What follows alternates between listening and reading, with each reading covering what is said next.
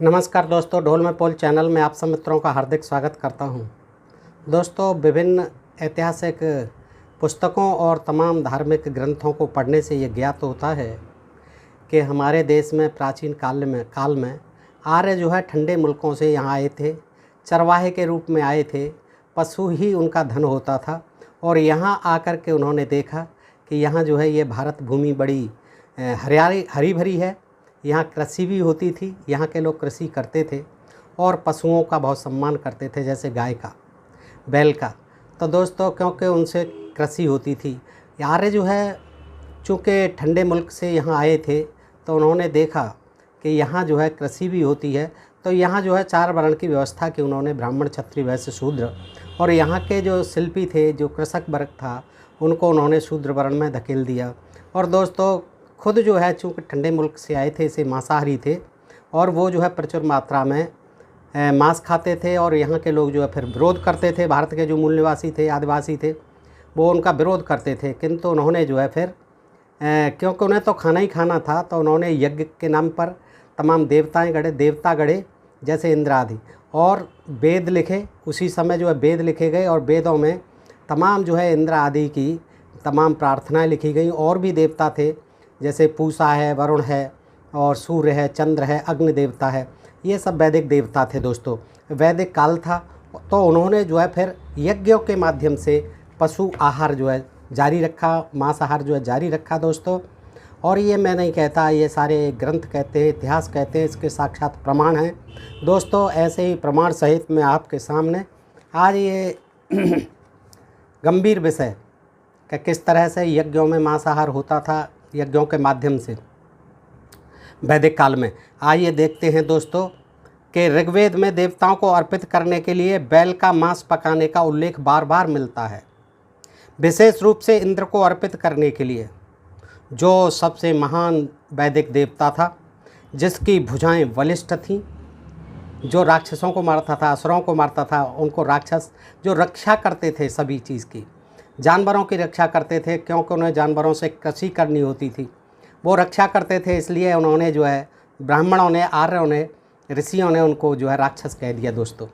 तो इंद्र को जो है लड़ाया, और इंद्र जो है बहुत बलिष्ठ था, उनका राजा हुआ करता था, और वो असुरों का, दैत्यों का संहार किया करता था दोस्तों।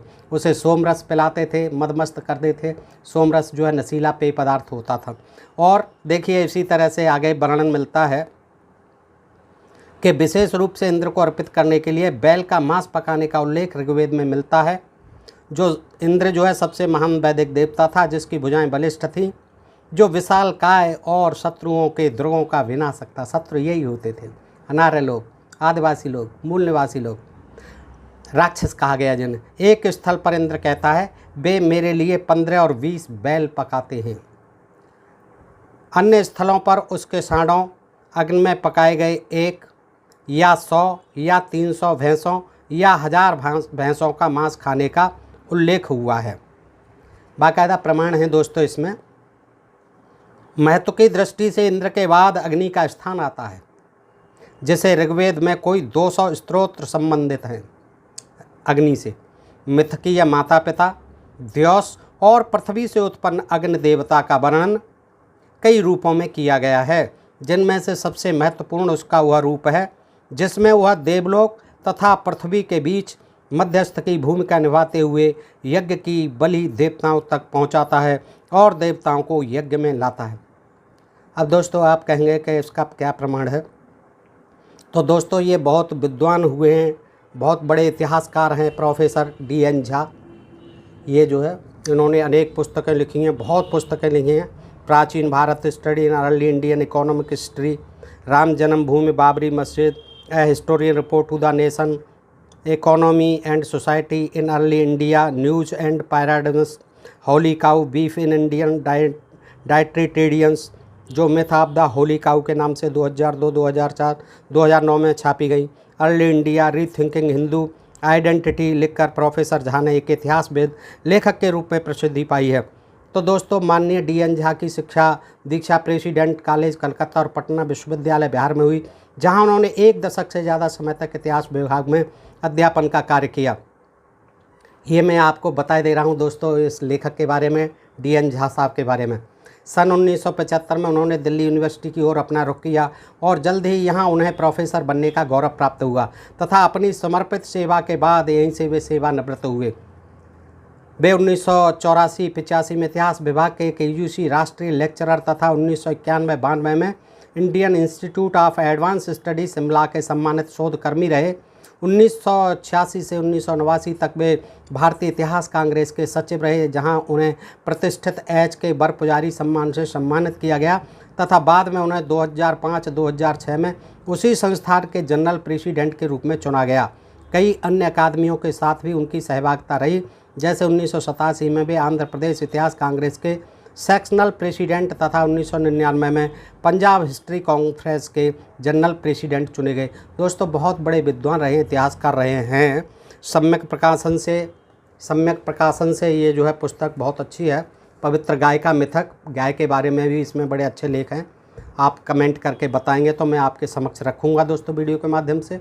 दोस्तों ये जानकारी मैंने इसलिए दी कि लोग जो है इतने अंधविश्वासी, पाखंडी और इतने जड़ बुद्धि हैं कि मैं सप्रमाण हर एक बात कहता हूँ, फिर भी वो जो है वो उसमें जो है नुक्ताचीनी करते हैं, प्रमाण को भी मानने को तैयार नहीं होते। इतने जड़ बुद्धि अंधभक्त हैं लोग, समझना नहीं चाहते, पढ़ना नहीं चाहते। और मैं इसलिए हर बात को प्रमाण सहित आपके सामने रखता हूँ, अपनी तरफ से कोई भी बात नहीं कहता। खैर दोस्तों आइए देखते हैं क्या कहते हैं आगे, कि जिसमें वह देवलोक तथा पृथ्वी के बीच मध्यस्थ की भूमिका निभाते हुए यज्ञ की बलि देवताओं तक पहुँचाता है। मिथकीय माता पिता द्यौस और पृथ्वी से उत्पन्न अग्नि देवता का वर्णन कई रूपों में किया गया है वेदों में भी, जिनमें से सबसे महत्वपूर्ण उसका वह रूप है जिसमें वह देवलोक तथा पृथ्वी के बीच मध्यस्थ की भूमिका निभाते हुए यज्ञ की बलि देवताओं तक पहुंचाता है और देवताओं को यज्ञ में लाता है। असंयमी इंद्र के विपरीत वह संयम से सोमपान करता है, अग्नि जो है, जबकि वो असंयम से करता है इंद्र जो है सोमपान, और उसका मुख्य आहार घी है अग्नि का। अग्नि को आपने देखा होगा घी की दी जाती है, घी डाला जाता है उसमें। लेकिन मनुष्य मात्र की रक्षा करने वाले इस देवता के बारे में ऋग्वेद में कहा गया है कि उसका आहार बैल और बंध्या गाय है। इसमें जो है नंबर दिए हुए हैं दोस्तों, मैं सूची भी दे दूंगा, 22 नंबर का है, ये सब नंबर दिए हुए हैं जो श्लोक हैं इससे संबंधित उसके। तो लेकिन मनुष्य मात्र की रक्षा करने वाले इस देवता के बारे में ऋग्वेद में कहा गया है कि उसका आहार बैल और बंध्या गाय है, अग्नि का भी। वस्तुतः इस वेद में ऐसा कुछ नहीं है जिससे गोमांस तथा अन्य पशुओं के मांस के प्रति अग्नि की अरुचि का संकेत मिलता हो। इसके विपरीत उसके लिए घोड़ों, अश्व, साणों, ऋषभ, बैलों, उक्षण, वंध्या गायों, वर्षा, बसा और भेड़ों मेष की बलि दी जाती थी। सब संस्कार से संबंधित एक अवतरण में एक बकरे के, जो अग्नि के हिस्से का है, जलाने और शरीर को लपट से बचाने के लिए गाय के मांस का उपयोग स्पष्ट उल्लेख हुआ है। महत्व की दृष्टि से तीसरा स्थान सोम का था। उसका नाम ऐसे पौधे से लिया गया है जिससे एक नशीला पेय बनाया जाता था। सोमरस भरे पड़े हैं, वेद जो है भरे पड़े हैं सोमपान करने के लिए। आइए इंद्र, आइए अग्नि, सोमपान कीजिए, आप फिर पी करके असुरों का नाश कीजिए। एक राय यह जाहिर की गई है कि मूलभूत और ठेठ वैदिक यज्ञ वे हैं। ठेठ वैदिक यज्ञ और मूलभूत वो है जो सोम को अर्पित हैं, जिनमें गोवंश बलि सहित पशु बलि की एक महत्वपूर्ण भूमिका थी। ऋग्वेदिक देवताओं की आहार सूचियों में कोई विशेष अंतर नहीं था। दूध, मक्खन, जौ, बैल, बकरे और भेड़ उनके आम आहार थे दोस्तों देवताओं के। क्या जौ की भी हवन यज्ञ में दी जाती थी, समिधा बना करके घी डाला जाता था, और दूध, मक्खन, जौ, बैल, बकरे और भेड़ उनके आम आहार थे देवताओं के। यद्यपि देवताओं में से कुछ की अपनी खास पसंदें भी थीं। उदाहरण के लिए इंद्र को साँड़ विशेष पसंद थे, साँड़ का मांस जो इंद्र को बहुत पसंद था। और मार्गों का रक्षक पूषण, पूषण देवता था रास्तों का, मार्गों का। तो पूषण जो दंतहीन था और उसके दांत नहीं थे पूषण के, तो उसे लपसी खास तौर से पसंद करता था, वो लपसी खाता था दोस्तों। आप जानते होंगे लपसी तो आपने शायद कभी न कभी खाई होगी। पशु बलि की ऋग्वैदिक प्रथा आगे जारी रही। उत्तर वैदिक पाठों में यज्ञों के विशद वर्णन मिलते हैं और उनमें कर्म कांडों में गोवंश वध का उल्लेख बार बार हुआ है। अकेले गोपथ ब्राह्मण में 21 यज्ञों का जिक्र हुआ है। गोपथ ब्राह्मण में, ये ग्रंथ है दोस्तों, गोपथ ब्राह्मण, 21 यज्ञों का जिक्र हुआ है। यद्यपि उनमें से सभी में शायद पशुबल नहीं दी जाती होगी। इंद्र को वृषभ की यानी सांड की बलि दी जाती थी। मरुतों को, मरुत जो देवता थे, मरुत देवता, उनको चितकबरी गाय की, और अश्विन जो अश्विन कुमार थे उनको ताम्रवर्ण गाय की, तांबे के रंग की गाय की बलि दी जाती थी। मित्र और वरुण को भी गाय की बलि दी जाती थी। मित्र वरुण देवता थे, उनको जो है गाय की बलि दी जाती थी। अधिकतर सार्वजनिक यज्ञों, अश्वमेध, राजसूय तथा वाजपेय में विभिन्न प्रकार के पशुओं के, लेकिन विशेष रूप से गाय, बैल, सांड के मांस की आवश्यकता होती थी। सभी सार्वजनिक यज्ञों के पूर्व संपन्न किए जाने वाले अग्नाधेय में गाय की बलि अपेक्षित थी, और एक स्थल पर ऐसा उल्लेख मिलता है कि अध्वर्य पुरोहित ने एक सांड के लाल चमड़े पर 4 तस्तरी चावल अलग रख दिया। पुरोहित ने एक सांड के लाल चमड़े पर 4 तस्तरी चावल अलग रख दिया। चावल भी बनाए जाते थे साथ में। सबसे महत्वपूर्ण सार्वजनिक वैदिक यज्ञ अश्वमेध में, जिसका प्रथम उल्लेख ऋग्वेद में हुआ है और जिसका विवेचन ब्राह्मणों में किया गया है, 600 से अधिक पशु अश्वमेध यज्ञ में बनैले सूअर सहित और पक्षी बलि दिए जाते थे, और पूर्णाहुति में 21 बंध्या गायों का वध किया जाता था। बंध्या की हुई गायों का वध किया जाता था। पूर्णाहुति में 21 और 600 से अधिक बनैले सूअर सहित पशु, ये जो है अश्वमेध यज्ञ में दिया जाता था बलि। यद्यपि तैत्तिरीय संहिता, ये भी ग्रंथ है, तैत्तिरीय संहिता 5th, 6th और 2nd 20 में 180 घोड़ों, साणों, गायों, बकरियों, हिरणों तथा नील गायों की बलि विहित की गई है। गोशब यानी गाय की बलि राजसूय तथा वाजपेय यज्ञों का एक महत्वपूर्ण अंग था। यानी गाय की बलि होती थी राजसूय तथा वाजपेय यज्ञों में भी। शतपथ ब्राह्मण, ये भी ग्रंथ है। शतपथ ब्राह्मण में कहा गया है कि ये वेदों के उपग्रंथ हैं। ये शतपथ ब्राह्मण में कहा गया है कि मर्तों को बंध्या धब्बेदार गायें बलि दी जाती हैं। इसी प्रकार अग्निष्टोम में बंध्या गाय की बलि दी जाती थी। तैत्तिरीय ब्राह्मण के अनुसार पंचसारदीय सब 10 पूर्ण मास में 3 साल से कम उम्र की 17 बौनी बछियों का बलिदान एक महत्वपूर्ण कर्म था। दोस्तों देख लीजिए, ये जानकारी आज तक आपको नहीं मिली होगी कि ये क्या कहते हैं कि तैत्तिरीय ब्राह्मण के अनुसार पंचसारदीय सब 10 पूर्ण मास में 3 साल से कम उम्र की 17 बौनी बछियों का बलिदान, 17 बौनी बछियों का बलिदान एक महत्वपूर्ण कर्म था। और इस यज्ञ से एक दिन पहले स्वयं यजमान से जंगली कंद और फल खाना अपेक्षित था। फल भी खाए जाते थे, एक दिन पहले फल खाए जाते थे, जंगली फल जितने भी हैं यजमान से मंगा करके खाए जाते थे। पशुओं की बलि, जिनमें गोवंश पशु की बलि भी शामिल थी, कई अन्य यज्ञों में भी दी जाती थी, जैसे चातुर्मास्य यज्ञ, सौत्रामणि आदि यज्ञ। इनके अलावा पशुबल स्वतंत्र रूप से भी दी जाती थी, जैसे पशुबंध या निरुद्ध पशुबंध कहा जाता था। पशुबंध या निरुद्ध पशुबंध वगैरह यज्ञों के भी बलि दी जाती थी। वैसे पशुबंध कई यज्ञों का भी महत्वपूर्ण हिस्सा था। पूर्व तथा उत्तर वैदिक पाठों में प्रचुर संख्या में मिलने वाले उल्लेखों से स्पष्ट है कि यज्ञ में गोबल को बहुत महत्व दिया जाता था। तैत्तिरीय ब्राह्मण में यज्ञ में गाय की बलि का स्पष्ट उल्लेख किया गया है। अब दोस्तों हमें इसलिए पता नहीं है कुछ भी कि ये ग्रंथ सुने भी नहीं है, पढ़ने की तो बात दूर है, किसी ने नहीं सुने है आप में से, और पढ़ना तो बहुत दूर है, क्योंकि ये अब बहुत कम उपलब्ध होते हैं। तैत्तिरीय ब्राह्मण में यज्ञ की गाय का बलि का स्पष्ट उल्लेख किया गया है और कहा गया है कि वे वस्तुतः आहार हैं, अथौ अन्नम वै गौ।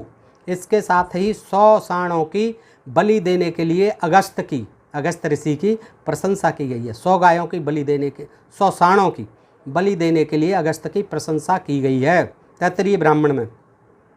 ऐत्रेय ब्राह्मण में कहा है कि मनुष्य, घोड़ा, बैल, बकरा और भेड़ा बलि के पशु हैं। ऐत्रेय ब्राह्मण कहता है कि मनुष्य की भी बलि दी जाती थी।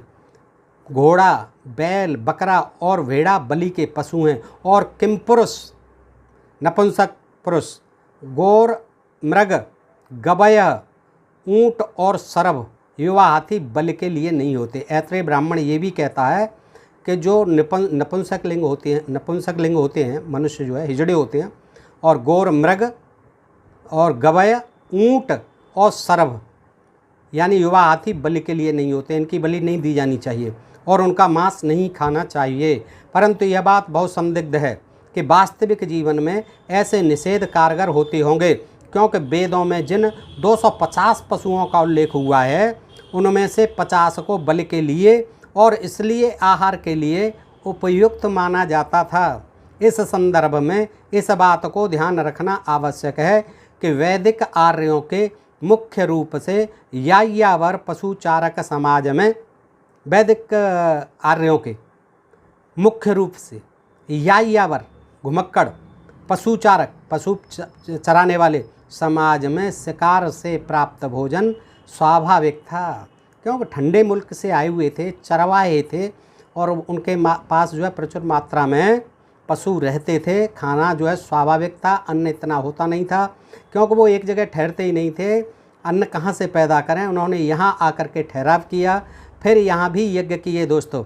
यद्यपि कुछ स्थलों पर कहा गया है कि कुत्ते जैसे जानवरों का मांस राक्षसों के लिए फेंक दिया जाता है। कुत्ते का जैसा मांस जो है यहाँ के लोगों के लिए फेंक दिया जाता था।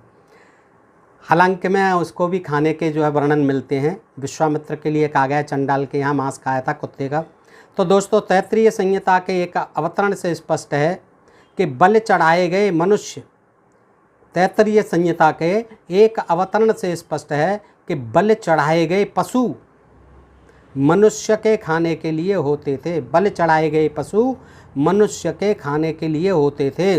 उसमें बलि चढ़ाए गए पशु को काटने की विधि बताई गई है तैत्तिरीय संहिता में, जिससे मांस के वितरण का कुछ अंदाजा मिलता है, किस तरह से काट काट के विभिन्न अंग जो है बांटे जाते थे। इससे भी अधिक स्पष्ट अथर्ववेद का गोपथ ब्राह्मण है। ये ब्राह्मण जो हैं उनके उपांग हैं वेदों के। गोपथ जो है उसका अथर्ववेद का ब्राह्मण है, जिसके अनुसार समितार द्वारा जो बलि का वध गला दबा कर करता था, बलि का वध गला दबा कर करता था, सब 36 भागों में बांटा जाना था। इस प्रकार हमें यह दिखलाने वाला साक्ष्य मिल जाता है कि बलि चढ़ाए पशुओं का भक्षण विभिन्न वर्गों के लोग करते थे। जिन देवताओं को बलि चढ़ाई जाती है वे सब भयावह होते हैं, तब बलि को मनुष्य के खाने के योग्य न माना जाए। इस दृष्टि के बावजूद सच्चाई यही है कि देवताओं को बलि चढ़ाए गए पशु आहार थे, स्वयं खाते थे। यह बात कई वैदिक पाठों से स्पष्ट है। इनमें से एक शतपथ ब्राह्मण, जिसमें कहा गया है कि मांस उत्कृष्ट आहार है। सच तो यह है कि वैदिक पाठों में यज्ञ को न केवल प्राण मात्र का मूल स्रोत और सभी आहार के उद्भव का मूल माना गया है। पशुओं का वध न केवल सार्वजनिक यज्ञों में किया जाता था, बल्कि दैनिक जीवन के साधारण और गृह्य कर्मों में भी पशु बलि की जाती थी। उत्तर वैदिक तथा वेदोत्तर पाठों में ऐसे कई कर्मों और कर्मकांड का उल्लेख हुआ है जो कृषि तथा अन्य गतिविधियों से संबंधित हैं, और उनमें से कम कुछ में गोवंश सहित पशुओं के वध का नियम था। कृषि से संबंधित कर्मों में शूलगव यानी शूल भोंककर बैल की बलि चढ़ाने का जिक्र किया जा सकता है, जिसका उल्लेख कई गृह्य सूत्रों में हुआ है। इस बल में बैल को रुद्र देवता के लिए सूल भोंक कर मारा जाता था। बैल को रुद्र देवता पर चढ़ाने के लिए, बलि करने के लिए उसकी पूंछ और चमड़ा आग में डाल दिया जाता था और उसका रक्त सांपों के लिए कुश या दर्भ पर डाल दिया जाता था। सांप पी जाएंगे रक्त को। बाजाप्ता खेतों में की जाने वाली स्थायी कृषि के उदय के फलस्वरूप स्थायी बस्तियां भी बसी। पर कृषि के कारण इन बस्तियों के बसने से स्थायी आवास बनने की जरूरत सामने आई और ऐसे आवासों के निर्माण के लिए वैदिक पाठों में भवन निर्माण के लिए विशद और बहुधा जटिल नियम विहित किए गए। उनमें से कम 2 में काली गाय और सफ़ेद बकरे की बलि का विधान किया है। जिस समय मकान बनाने होते थे, ज़रूरत पड़ी मकान बनाने की, आवासों की, तो उनमें भी उनके प्रारंभ में काली गाय या सफ़ेद बकरे की बलि का विधान किया गया है। उत्तर वैदिक काल में पाठों में बार बार उल्लिखित एक दिलचस्प क्रम का संबंध अतिथियों के स्वागत से है। देखिए, अतिथियों के स्वागत में भी क्या होता था, इस क्रम को अर्ध्य या मधुपर्क कहते थे। कभी जब देवता कोई भी आता था अतिथि बन करके, तो उसको मधुपर्क जो है भेंट किया मधुपर्क दिया जाता था खाने को। मालूम होता है अतिथियों के सम्मान में गोवंशियों के वध का रिवाज पूर्ववर्ती काल से आगे जारी रहा। ऋग्वेद 10 68/6 में अतिथि नीर शब्द का उल्लेख हुआ है। इस शब्द का अर्थ अतिथियों के उपयुक्त गाय लगाया गया है। अतिथि नीर शब्द का अर्थ अतिथियों के लिए उपयुक्त गाय लगाया गया है। इस वेद में कम से कम एक वैदिक नायक का जिक्र हुआ है, हीरो का जिक्र हुआ है। वह है अतिथिग्वव, जिसका अर्थ अतिथियों के लिए गोवध करना है। गाय का वध विवाह जैसे उत्सवों के अवसर पर भी किया जाता था। उदाहरण के लिए एक ऋग्वैदिक अवतरण में विवाह के अवसर पर गौवध का उल्लेख हुआ है और आगे चलकर ऐतरेय ब्राह्मण में कहा गया है कि यदि मनुष्यों का शासक या सम्मान का पात्र कोई अन्य व्यक्ति अतिथि के रूप में आता है तो लोग सांड या गाय का वध करते हैं। जब कोई भी अतिथि बन करके आता है, शासक या सम्मान का पात्र कोई भी गुरु, ऋषि, मुनि, आचार्य कोई भी बन करके आता है अपना अतिथि, राजा, तो वहाँ जो है उसमें जो है गाय का वध। उदाहरण के लिए एक ऋग्वैदिक अवतरण में विवाह के अवसर पर गौवध का उल्लेख हुआ है। आगे चलकर ऐतरेय ब्राह्मण में कहा गया है कि यदि मनुष्यों का शासक या सम्मान का पात्र कोई अन्य व्यक्ति अतिथि के रूप में आता है तो लोग सांड या गाय का वध करते हैं। परंतु मधुपर्क शब्द का उल्लेख सर्वप्रथम जैमिनीय उपनिषद ब्राह्मण में हुआ है और कई गृह्य सूत्रों में उस पर विस्तार से चर्चा की गई है। यह कर्म गुरु, पुरोहित, स्नातक, ससुर, मामा और चाचा जैसे विशेष अतिथियों, कर्म कौन कौन विशेष अतिथि, गुरु, पुरोहित और पढ़ने वाला छात्र, स्नातक, ससुर, मामा और चाचा जैसे विशेष अतिथियों किसी मित्र और राजा के सम्मान में संपादित किया जाता था मधुपर्क। उसके स्वागत में न केवल मधु यानी शहद और दही का मिश्रण, जिससे मधुपर्क शब्द निकला, प्रस्तुत किया जाता है, बल्कि उससे भी अधिक महत्वपूर्ण बात यह थी कि या तो गाय की बलि दी जाती थी या उनकी इच्छा के अनुसार उसे खुला छोड़ दिया जाता था। वो खाना नहीं चाहते थे तो फिर उस गाय को छोड़ दिया जाता था खुला। यद्यपि किसी हालत में यह कर्म गोमांस अथवा किसी अन्य मांस के बिना संपादित नहीं किया जाता था। मधुपर्क जो है बगैर गोमांस के नहीं बनता था। कई ग्रह सूत्रों में मधुपर्क का वर्णन स्वतंत्र रूप से भी किया गया है और साथ ही विवाह संस्कार के अंग के रूप में भी। इस संस्कार में अतिथियों के सम्मान में गाय का वध अनेक बार किया जाता था, इसलिए पाणिनि ने अतिथि के लिए गोघ्न शब्द का प्रयोग किया। गोघ्न गृह सूत्र गृह्य कर्मों में सांड या गाय के चमड़े के उपयोग की भी साक्षी भरते हैं। स्त्री की गर्भावस्था में चौथे महीने में सीमांतोन्नयन संस्कार, सिर के बीचों बीच स्त्री की मांग निकालकर उसके बालों को पीछे की ओर ले जाने की क्रिया, तथा उपनयन विद्यार्थी जीवन आरंभ होने से पहले किए जाने वाला कर्म इसके उदाहरण है। सच तो यह है कि मालूम होता है ऐसे कारणों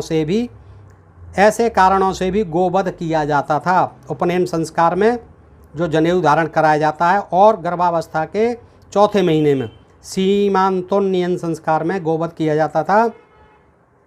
इसके उदाहरण है। सच तो यह है कि मालूम होता है ऐसे कारणों से भी गोवध किया जाता था जो हमें बिल्कुल कमज़ोर लग सकते हैं। उदाहरण के लिए यदि कोई विद्वान और दीर्घायु पुत्र चाहता था कि मेरे दीर्घायु हो, लंबी उम्र वाला और विद्वान हो पुत्र, तो वह इन औपनिषदिक परामर्श में समाधान ढूंढ सकता था कि ऐसे व्यक्ति को भात और घी में मिलाकर बछड़े का मांस या गोमांस या कोई और मांस खाना चाहिए। ऐसा माना जाता था कि अगर कोई विद्वान और दीर्घायु पुत्र चाहता है तो उसे जो है व्यक्ति को भात और घी में मिलाकर, ये उपनिषदों में भी आया है, ऐसे व्यक्ति को भात और घी में मिलाकर बछड़े का मांस या गोमांस या कोई और मांस खाना चाहिए। यद्यपि जन्म लेने के 6 महीने बाद बच्चे को चिड़ियों जैसे भरद्वाजी, तितिर, करकसा आदि का मांस और मछली खिलानी चाहिए। 6 महीने बाद बच्चे को चिड़ियों जैसे भरद्वाजी, तितिर, करकसा आदि का मांस और मछली खिलानी चाहिए 4 महीने के बच्चे को। मृतकों की पूजा से भी, मृतकों की पूजा होती थी, पितरों की पूजा, गोवध का घनिष्ठ संबंध था। इस पूजा पर वैदिक तथा वेदोत्तर पाठों में काफ़ी विस्तार से लिखा गया है। उदाहरण के लिए दाह संस्कार से संबंधित अनेक ऋग्वैदिक अवतरणों में से एक में सबको ढकने के लिए गाय के चमड़े और गाढ़ी चर्बी के उपयोग का उल्लेख हुआ है और लगता है अथर्ववेद में एक स्थल पर मृत व्यक्ति के स्वर्गारोहण के लिए उसके साथ एक सांड जलाने की बात कही गई है। अथर्ववेद में एक स्थल पर मृत व्यक्ति के साथ कि वो स्वर्ग को जाए, इसलिए उसके साथ एक सांड जलाने की बात कही गई है। गृह्य सूत्रों में, जिनमें दाह संस्कार की प्रक्रिया का वर्णन विस्तार से किया गया, गृह्य सूत्रों में इस बात के पर्याप्त साक्ष्य मिलते हैं कि संस्कार के अवसर पर गोवध किया जाता था और उसके विभिन्न अंगों को सब पर भी गाय के विभिन्न अंगों को गोवध करके खास स्थानों पर डाल दिया जाता था। दाह संस्कार के बाद पितरों के सम्मान में कई कर्म किए जाते थे। वैदिक अवतरणों में इनके लिए पितृयज्ञ, महापितृयज्ञ और अष्टका शब्दों का प्रयोग हुआ है और वेदोत्तर पाठों में विशेष रूप से गृह्य सूत्रों में कुछ अन्य प्रकार के श्राद्धों का उल्लेख हुआ है। अलग अलग प्रकार के श्राद्धों से संबंधित विशद नियमों की चर्चा करने की यहाँ ज़रूरत नहीं है, क्योंकि असली मुद्दा यह है कि पितरों को अच्छी तरह खिलाना पिलाना था और यह तभी संभव था जब उन्हें गोमांस अर्पित किया जाता। इसलिए श्राद्ध में अन्य पशुओं के अतिरिक्त गाय या सांड का वध किया जाता था। जहाँ तक श्राद्ध में गाय और सांड की बलि का संबंध है, पुत्र जन्म और पुत्र या पुत्री के विवाह के मंगल अवसरों पर प्रारंभिक क्रिया के रूप में पितरों को प्रसन्न करने के लिए आभ्युदय या नंदीमुख श्राद्ध किया जाता था। पितरों को खुश करने के लिए अष्टका या एकाष्टका नामक श्राद्ध में, जिसकी चर्चा गृह्य सूत्रों में विस्तार से की गई है, गाय की बलि का स्पष्ट उल्लेख हुआ है। कहा गया है कि अष्टका श्राद्ध करने वाला व्यक्ति गाय को बलि के लिए तैयार करता था और पितरों को उसके पेट का पर्दा पकाकर अर्पित करता था। इस श्राद्ध से पितरों को होने वाली तृप्ति का परिमाण इस बात पर निर्भर माना जाता था कि उन्हें किस पशु का मांस परोसा गया। जिसका भी मांस परोसा जाता था, विभिन्न पशुओं के कारण ही उनके निर्धारण होता था कि किस पशु का मांस है और वो किससे कितने संतुष्ट होते हैं। भैंसे के परोसा, क्योंकि बताया गया है कि गाय का मांस पितरों को 1 साल के लिए तृप्त करता है, ऐसा लिखा गया। संवत्सरम गव्य न प्रीति। भैंसे, खरगोश जैसे जंगली जानवरों और बकरों जैसे पालतू जानवरों का मांस से वे अनंत काल तक तृप्त रहते हैं, परंतु सब कुछ पितरों की पसंद पर निर्भर नहीं था और गोमांस को निस्संदेह सामान्यतः प्राथमिकता दी जाती थी, क्योंकि श्राद्ध पितरों को प्रसन्न करने का कर्मकांड तो था ही, लेकिन साथ ही वो समुदाय के सदस्यों के लिए, विशेष रूप से ब्राह्मणों के लिए भोज भी था।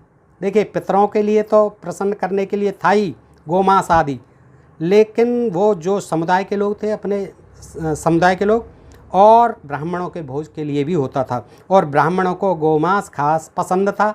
यह बात पाठों में स्पष्ट शब्दों में कही गई है। मांस उपलब्ध होने पर ही पितरों को साग सब्जी अर्पित की जा सकती थी। जो गरीब होता था, जिसके पास पशु बलि करने की व्यवस्था नहीं होती थी, वो जो है उनके पितरों को साग सब्जी अर्पित की जा सकती थी। श्राद्ध के अलावा भी ऐसे अवसर थे जब समुदाय के लिए गोवंश का वध किया जाता था। उदाहरण के लिए ब्राह्मणों द्वारा किए जाने वाले गवा अयन यज्ञ में, एक गवा अयन यज्ञ होता था जो एक सत्र यज्ञ था। पशुओं की बलि दी जाती थी।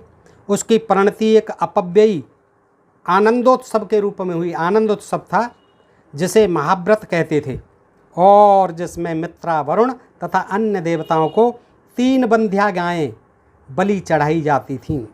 यद्यपि इस उच्छृंखलतापूर्वक उत्सव का पाठों में जो वर्णन मिलता है उसे देखते हुए लगता है कि 3 से बहुत अधिक गायों की बलि भी दी जाती होगी। इसी प्रकार ग्रह मेद भी, जिसमें बहुत कुछ पूर्ववर्ती कर्मकांडों जैसा ही था और जिसकी चर्चा कई स्रोत सूत्रों में की गई है, एक प्रकार का भव्य सामुदायिक भोज ही था जिसमें गायों का, जिनकी संख्या निर्दिष्ट नहीं की गई है, वध किया जाता था।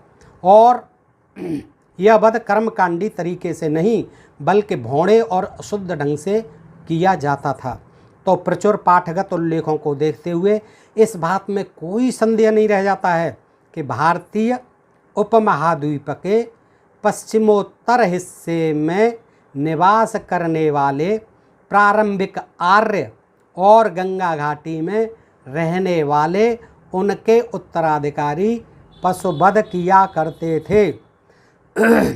देखिए, उत्तर भारतीय उपमहाद्वीप के पश्चिमोत्तर हिस्से में निवास करने वाले प्रारंभिक आर्य जो आए थे वहाँ से पश्चिमोत्तर हिस्से से, और उनके उत्तराधिकारी जो पूर्व पहले से ही रह रहे थे गंगा घाटी में, वो उन पशुओं में गाय और गोवंश भी शामिल थे जिनका मांस वे मज़ा लेकर खाते थे। यद्यपि उपाकर्म और उत्सर्जन के बीच के महीनों में वैदिक गुरु के लिए मांसाहार वर्जित था। उपाकर्म और उत्सर्जन के बीच के महीनों में वैदिक गुरु के लिए मांसाहार वर्जित था।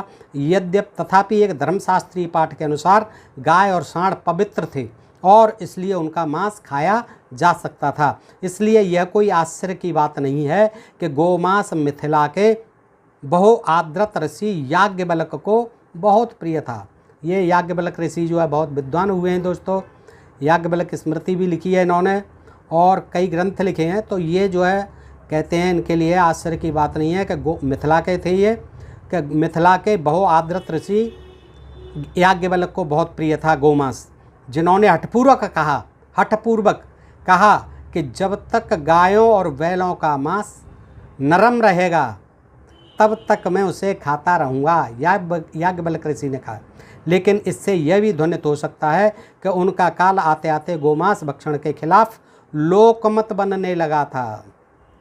तभी उन्होंने ऐसा कहा कि मैं तो खाता रहूँगा, जब तक नरम मांस रहेगा इनका तब तक खाता रहूँगा। उसके समय जो है फिर गोमांस भक्षण के खिलाफ लोकमत बनने लगा था। लोगों में ये मत बनने लगा था कि गोमांस नहीं खाना चाहिए। कई प्रमाण इस बात की पुष्टि करते हैं कि गोमांस खाना विधिसम्मत था। एक विधि पुस्तक के अनुसार सांड का मांस बलि चढ़ाने के लिए उपयुक्त था और एक अन्य के अनुसार पवित्र नियम के निर्वाह के लिए वध किए गए पशु पुरोहितों तथा अन्य ब्राह्मणों के खाने के लिए थे। यद्यपि एक स्थान पर यह कहा गया है कि दुधारू गाय और पूर्ण रूप से जवान हो चुके बैल को बिना किसी कारण के मारने से प्रायश्चित करना आवश्यक है।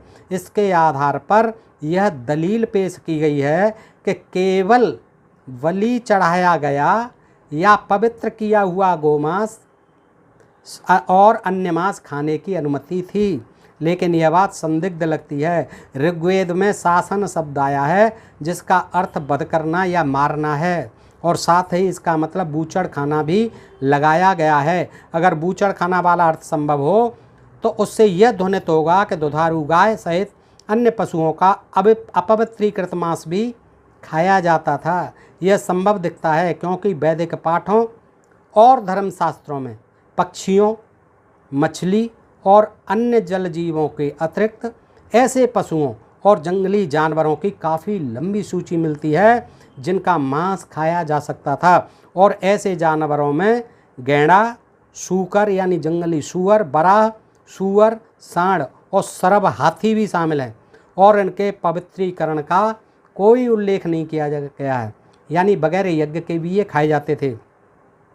वैदिक संहिताओं तथा बाद के पाठों में उल्लिखित खाद्य पशुओं की लंबी सूची की जांच करने पर यह बात असंभव लगती है कि सभी प्रकार के मांस का भक्षण कर्मकांडों से जुड़ा हुआ था। कर्मकांडों में ही नहीं, बगैर कर्मकांडों के भी खाए जाते थे। यद्यपि छांदोग्य उपनिषद प्राणियों के प्रति हिंसा को यज्ञ कर्मों तक ही सीमित करती प्रतीत होती है। दोस्तों, इस तरह से आपने ये देखा और किस तरह से जो है ये बहुत विद्वान हैं दोस्तों, और इन्होंने तमाम ग्रंथों को पढ़ा है। देखिए, ये मैं आपको दिखाता हूँ, ये रेफरेंस के लिए इन्होंने जो है पूरी ये भरी पड़ी है, रेफरेंस दिए हुए हैं, फलां पृष्ठ पर फलां ग्रंथ और ये सब। देखिए, ये तमाम जो है सूची भरी पड़ी है। ये देखिए, ये सब जो है रेफरेंस ऐसे ही नहीं लिख दिया उन्होंने, सारे ग्रंथों के हवाले दिए हैं, इसमें रेफरेंस दिए हूँ पूरे। ये देखिए, सब जो है पूरा रेफरेंस दिया हुआ है। ये देखिए आप, ताकि लोग ये न कहें कि ये जो है सब मिथ्या बात हैं, ये जो है घुसेड़ दी गई हैं, लोगों ने जो है प्रक्षिप्त अंश लिख दिए हैं, ये वाम मार्गियों ने लिख दिए हैं, अंग्रेज़ों ने लिख दिए हैं, मुसलमानों ने लिख दिए हैं। दोस्तों, ये कोई ऐसी बातें नहीं हैं, ये सब जो है प्रमाण है, लेकिन ये ग्रंथ जो है मिलते नहीं हैं, दुर्लभ हैं। लेकिन इन्होंने जो है रिसर्च की हुई है, रिसर्च करके सारा जो है निकाला हुआ है, और पूर्ण विश्वसनीय ये विवरण मैंने आपके समक्ष रखा। दोस्तों, कमेंट करके बताएं कि आपको ये विवरण कैसा लगा।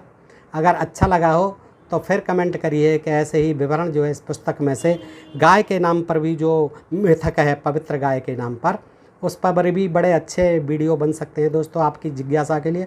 तो आप बताएं तो मैं आगे आपके लिए ये अवश्य लाऊंगा। दोस्तों, आज के लिए इतना ही। सुनने के लिए आप सबका बड़ा हार्दिक आभार, नमस्कार। और अपने प्रिय चैनल ढोल में पोल को सब्सक्राइब करते रहें। नमस्कार, जय हिंद, जय भारत दोस्तों।